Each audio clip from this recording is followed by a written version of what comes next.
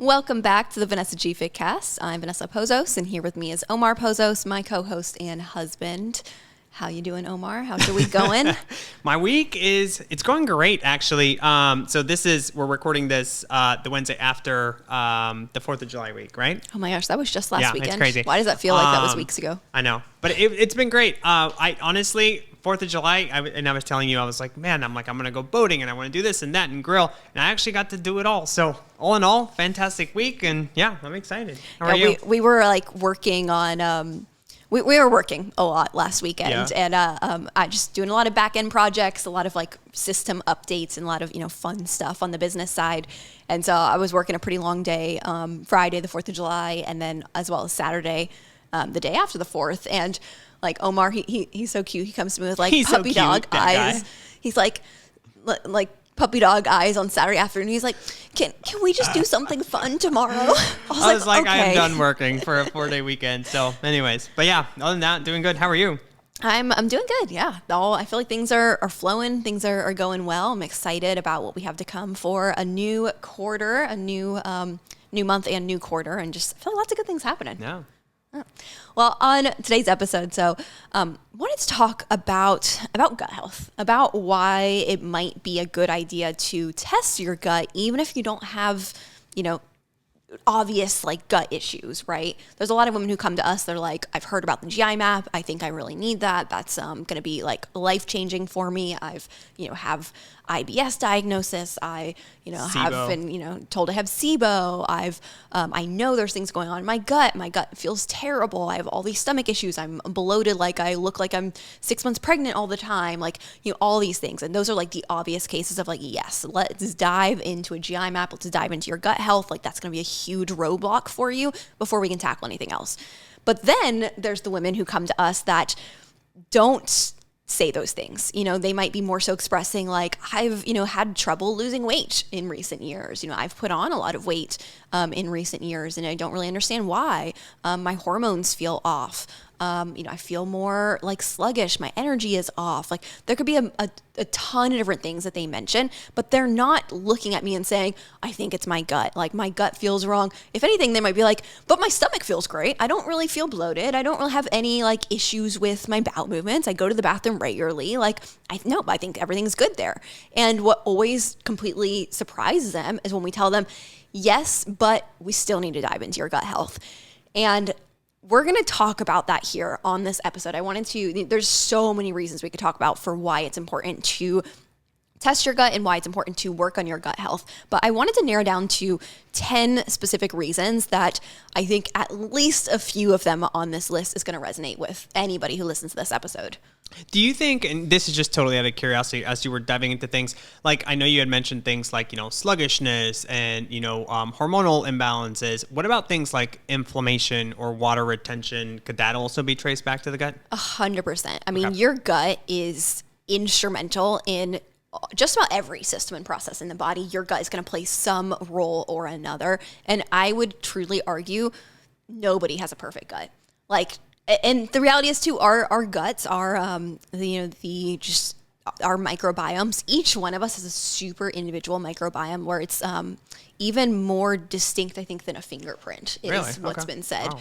And the reality is, it's not a question of like, do you have gut issues? The question is just to what extent do you have gut issues? And obviously there's some people who have their extent of gut issues might be pretty extreme. And that's why they have all these symptoms, different things coming on. But even like the outward, we could say like outward symptoms in the sense of like things you notice, whether it's like, man, I have stomach pain, I have bloating, I have gas, I have irregular bowel movements, like all of these things.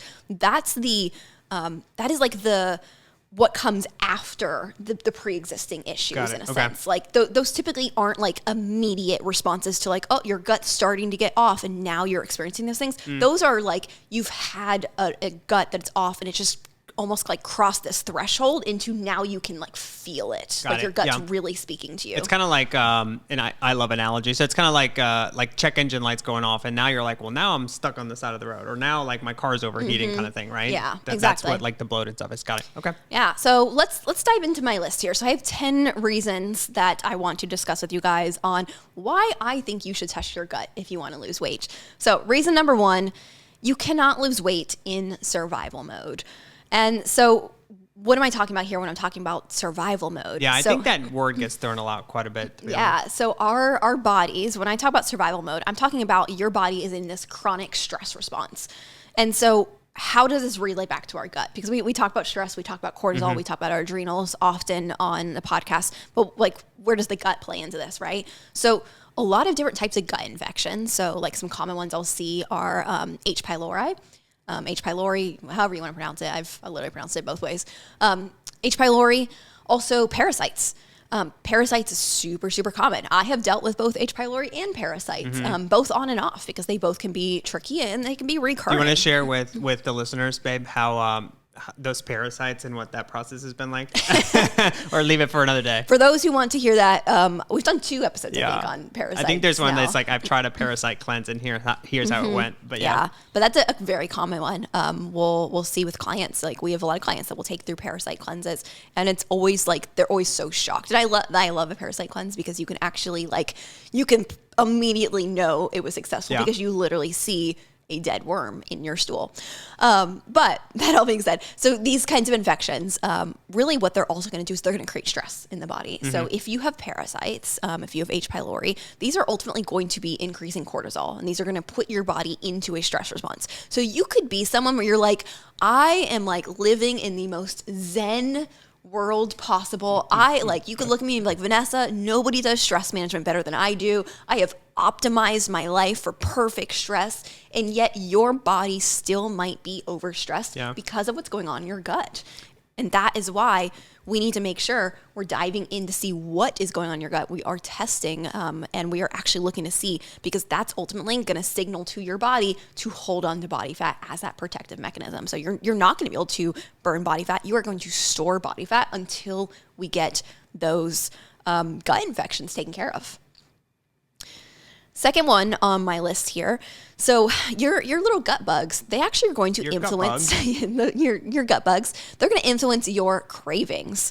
So when we talk about our gut bacteria, especially for those who are new to gut health, so when we talk about, I think the word bacteria, people hear that and they immediately assume bacteria means bad, right? Because if you're like, oh, there's like bacteria growing on our food, you'd be like, that's bad. Well, with your gut, you actually need bacteria too. Like there's an amount of bacteria that needs to be there, and there are types of bacteria that need to be there. They play very, very important roles in the body.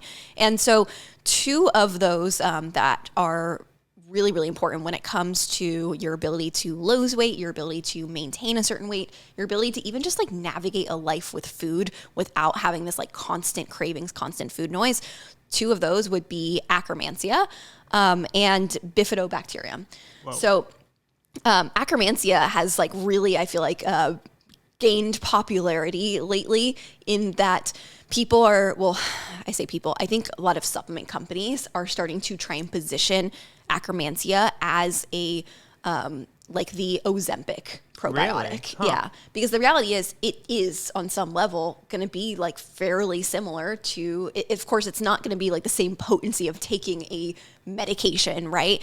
But what something like Ozempic is doing is it's, giving you that GLP-1, which is going to be that glucagon-like peptide. It's going to help with, ultimately, like one aspect of it is helping with blood sugar regulation and helping with cravings, helping with, the food noise, things like that. Well, guess what? Akkermansia, it actually helps create GLP-1 naturally in the body. Oh, interesting. So a lot of people are actually low in Akkermansia, and that's why right now it's like gaining all this popularity of people being like, oh, well, you don't need Ozempic, you just need Akkermansia.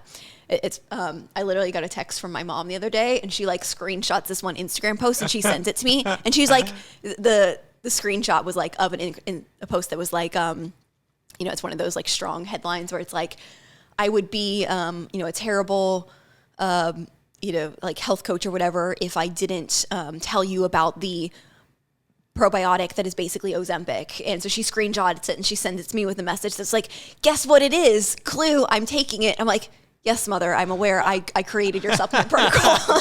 Shout out Raina on that one. That's funny. But yeah, so anyway, those are really, really important. But here's the key. So this is where you won't see me talking about things blindly of like, oh, everybody needs to take Akkermansia, because here's the thing, maybe you don't. And that's why testing your gut is important, because you could have too much of it, and then that could actually be detrimental, because even good bacteria, you can have too much of it, and that's where you can have problems. And I think that's where too, because I talk to people all the time, and like, for example, and I don't know how this relates to like prebiotics and probiotics, but people will be like, oh yeah, I just take another digestive enzyme. I take prebiotics, I take probiotics. And my biggest question, I'm like, well, how do we know that that's what you need? And they're like, I don't. I just saw it from, so-and-so, and I just figured I would try it. So yeah, to your point, I think too much of anything can also, be a downside of things. Yeah, it's my biggest grudge, I think, with supplement companies. And it's, like, obviously we utilize supplements for the vast majority of our clients. Yeah. Yet we as a company, me, myself, like, we have not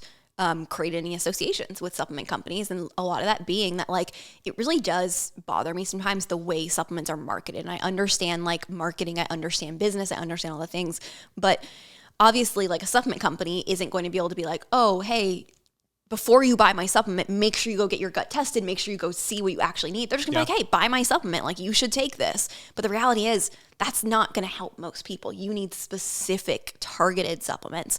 I mean, it's kind of like that, and not to get off too much of a topic here, but it's kind of like people that are like, oh, just take a veggie supplement, right? And it's like, sure, you're going to get some of those added, supplements and help and support. But I'm like, the biggest thing is if you're eating enough and you're eating enough things like fiber, then you don't need that stuff. Yeah. And don't get me wrong. They're like, you don't, in every situation, you need to be like, oh my God, before I make any supplement recommendation, I need to see a lab. Like, there's a lot when you're working with high level practitioners that we can do off of symptoms and health history. Not all of our clients, are in a place financially where they want to do labs, or they want to, do more than one lab. And it's like, we might need to make concessions. And so, of course, like, we're not, every single supplement recommendation isn't coming off specifically what you're seeing in labs, but the best thing you can do is get your gut tested if we will need to dive into our gut health and see specifically what's going on, so that we can just be as accurate as possible, is what I'm getting at.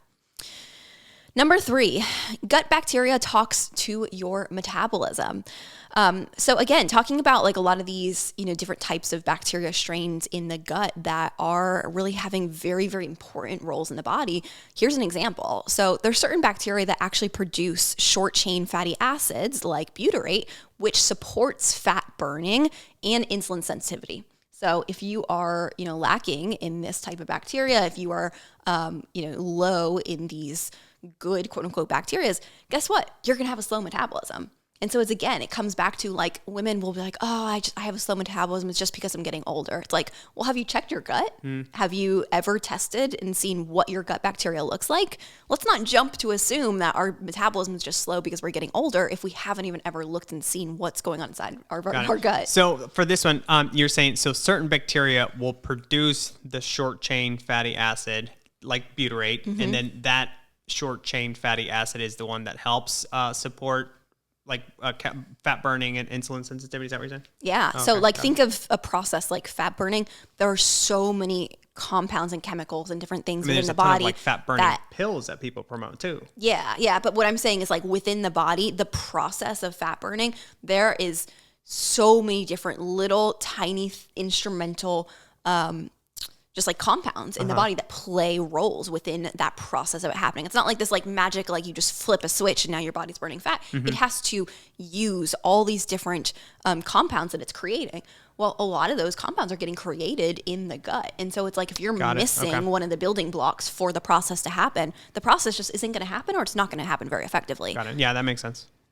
Number 4, hidden inflammation is going to equate to blocked fat loss. So again, kind of like a trend of a lot of these is fat loss isn't going to happen if there's some things going on in the body. And so the GI map specifically, so one of the things I actually love about the GI map is that it also looks at markers of inflammation. So it doesn't just look at, the pathogens like parasites, doesn't just look at the levels of bacteria like we were talking about. It also is going to look at specific markers that can indicate specific things going on in the body. So for example, calprotectin is a marker of inflammation. Anti-gliadin IgA is also, a marker of inflammation. We can get into a lot of like, all the different aspects, all the different markers. But I don't want to keep you guys here all day long talking about it. But the idea here is a lot of these things we can pull from the GI map is also just showing you the level of inflammation in your gut. And this is really, really important, because if your gut lining is inflamed, not only are you just systemically going to end up with inflammation, but you ultimately are going to have a high level of resistance to fat loss at this point, for a multitude of reasons. But your gut lining is so important for your ability to lose body fat. Even just like looking at example, okay, so 1 through 4, right? So you mentioned, if there is inflammation, well, now your gut bacteria is not talking to your metabolism. Now cravings are high. Now your body's in survival mode, and that systemic inflammation starts to compound. And now add somebody that isn't that like Zen-like person, but also is stressed from work and stressed to, with kids. And then on top of that, they're also training pretty intensely and cutting calories. I'm like, now you start to see how everything starts to compound. I'm like, oh yeah, that makes a lot of sense. Yeah. Well, a lot of that inflammation can also come like from starting with stress, because that's a big part of why we work so much on habits with our clients, on stress, on really making sure we're working on ourselves, working on our mindset, working on our environment. All these things is because a lot of this does stem from stress, and then you're just feeding more stress in the body, and it's like this endless loop. So about halfway through our list now, but we're getting into some good ones here. So number 5, if you are not pooping daily, weight loss will stall. And I think a lot of people will hear this and they'll be like, oh, well, yeah, of course. Like, when I'm constipated, I feel really heavy and like my weight goes up on the scale, and they're like, yeah, that makes sense. But here's why your actual ability to burn body fat is going to stall as well. So if you are not eliminating your bowel movements completely, if you are, just not fully eliminating, what's going to happen is that stool is sitting inside of you. And what's going to happen is what it's supposed to be getting out of the body is going to start kind of reabsorbing back into the body. Because if it's just sitting there, then it's going to recirculate. It's almost like, think of like their, please give us an example. I love like when I just come up stools. with random analogies off the top of my head. I'm imagining that like, your liver's done this great job of like, okay, we've tagged all these toxins, we've tagged the excess estrogen, like these are like the convicts we're ready to send to the prison, like stick them in that stool, gut, you're the last one, terrible. And get it out, like get them to where they need to go. And what happens is now the convicts are stuck in the jail car, but now it's hit traffic. And so now it's sitting there in traffic. And what happens is these convicts like break out of. And by the way, convicts are keyword for poop, right? Is that what you're saying? No, I'm saying that the poop is the bus carrying the convicts. Okay. Yeah. So the convicts are the estrogen and the toxins. They're the waste. And yeah, okay. It's what the poop is getting out of the body. And so now they're breaking back out and they're getting back into the system and wreaking havoc on society. Exactly. That actually kind of worked. I'll give it to you. Yeah. I just made that up on top of my head. But yeah, that's where, again, what I talked about in the beginning of so many people will come to me and they'll be like, oh, like, I don't think anything's going on with my gut, but oh my gosh, my hormones. It's like, well, if your hormones are off, it's highly likely that something's off with your gut for a myriad of reasons. But a big one being estrogen detoxification. So your liver could be working fine in terms of like getting the estrogen ready to get out. But if you're not fully eliminating, you're not, having 1 to 2 full bowel movements per day. Some people, it could even be 3 full bowel movements per day. But like, a lot of women are just like, oh yeah, I go regularly. And it's like, you have like 1 tiny poop per day. That's not enough. Like you're not fully clearing things out. And you're not getting rid of the convicts out of your body. Number 6, the bad bugs are going to steal your nutrients. So we talked a little bit about the good bugs. We talked about the good guys, the good bacteria that play really important roles. Well, the, bad guys, quote unquote, these are typically things like common ones I'll see are Candida, Klebsiella, Clostridia. These are all very common ones. What is that one? Klebsiella? Sounds like Godzilla. There's all lots of fun names.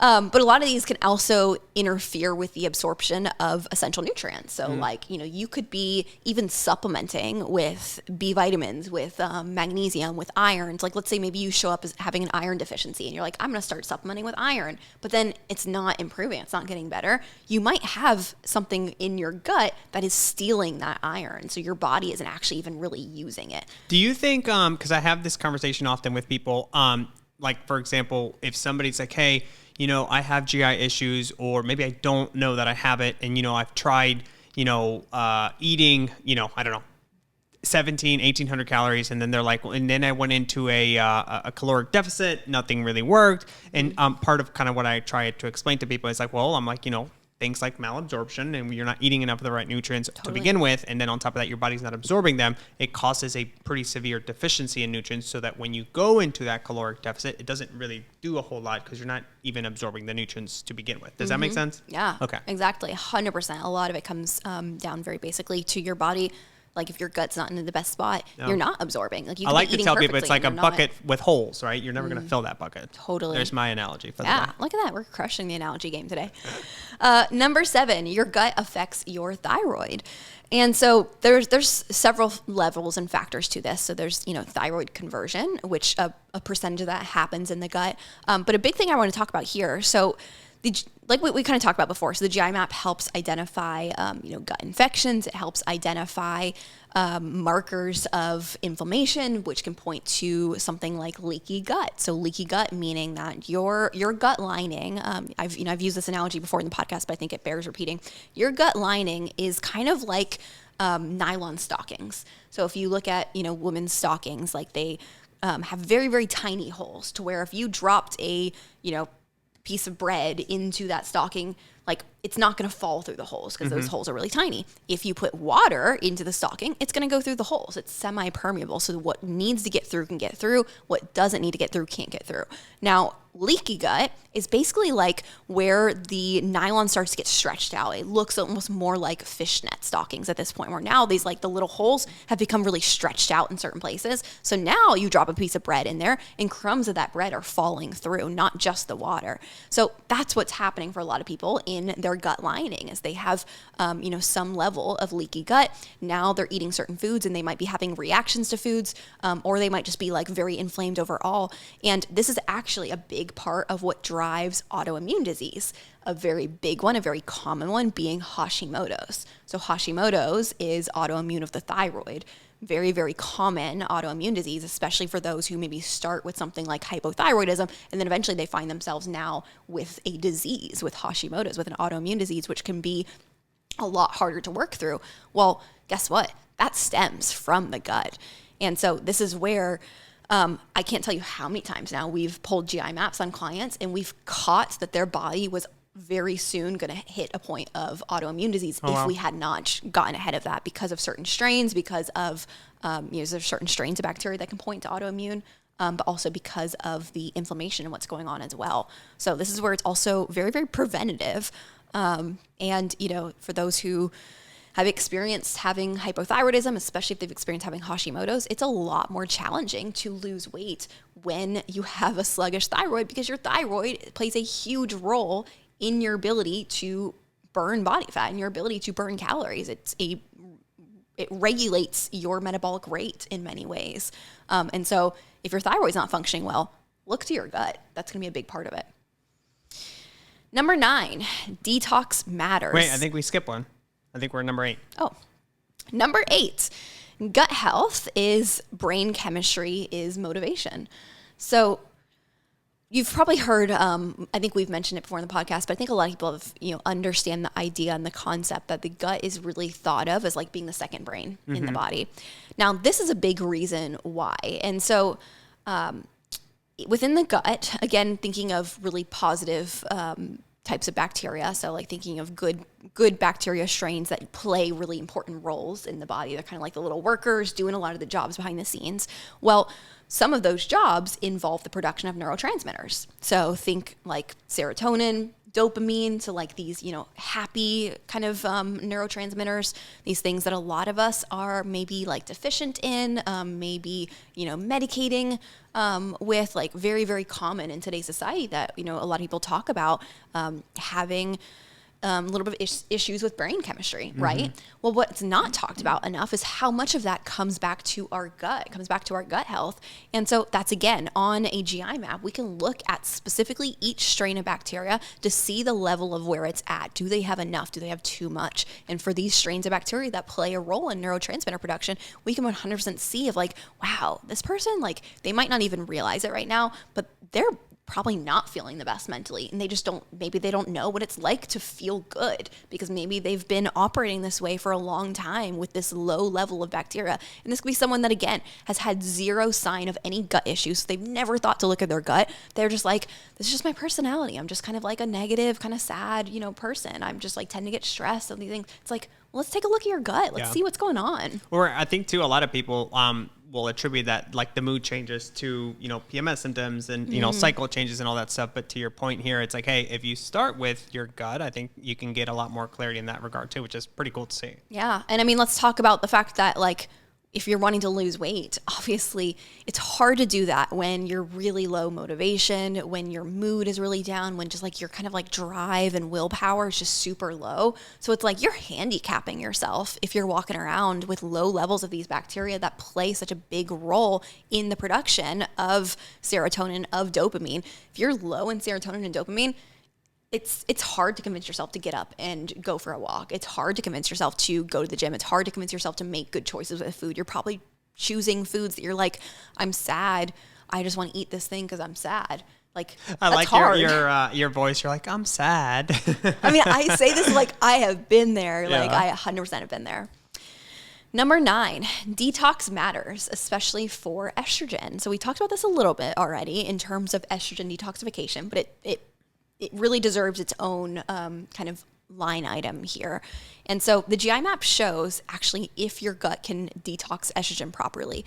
So there's actually a marker called beta-glucuronidase. And so I like to even think of this as like, we can even follow that analogy then of like, let's imagine that like the estrogen that your body has used, it's ready to clear out, liver has like tagged it. That's like the convict heading to jail. It's like time to, they're booked. Yeah, they're booked. They're get him out of here. Like, get him out of your good, healthy, safe society. Okay. And so liver's tagged them. They're like, we've conjugated this estrogen, so it's ready to get cleared out of the body. Send it on the path in the gut. The gut's like, okay, put them on the train. They're on the poop train heading out of the body. But now your body's having trouble getting this cleared out of the body.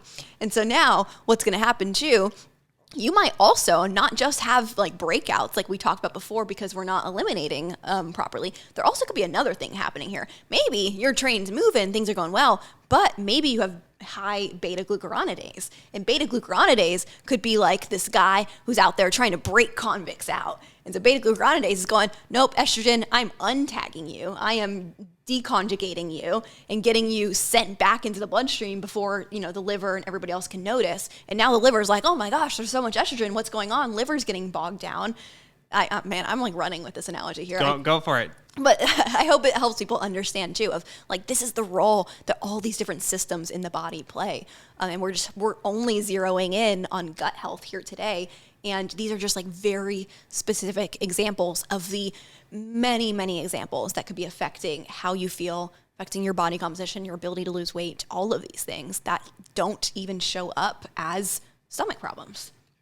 So maybe if you're someone who the classic estrogen dominant look, I was there myself, the very classic body type for that is you store a lot of body fat in your hips and thighs, also like some low stomach too. But it's, obviously like when we talk about body types, there is like the shape of your body structurally, the way your bones are developed, but where you store body fat specifically. So I'm not talking about like structurally the way you build, but where you store body fat can be indicative of where hormones are at. And so that's a very common sign of high estrogen, which we refer to as estrogen dominance. And that's where, coming back to this, root cause of estrogen dominance many, many times is your gut health. Number 10, the last one on my list here, your gut ultimately makes or breaks your ability to respond to nutrition. So we talked about this a little bit earlier, but at the end of the day, what do we know the gut's role to be? For you to break down food, for you to absorb the nutrients of the food you're eating, for you to eliminate waste out of the body. So even if you are eating the most perfect diet, you're like, I have the most perfect diet in the world. It is like my macros are spot on. My food quality is perfect. Like my timing of my eating my meals is perfect. Like there's not a incremental even room for improvement on my diet. Guess what? you are still not going to have the body you want if your gut is not properly breaking down the food for one, absorbing the nutrients for two, and eliminating it out for three. Three big pieces that a lot of people have a break in the chain on.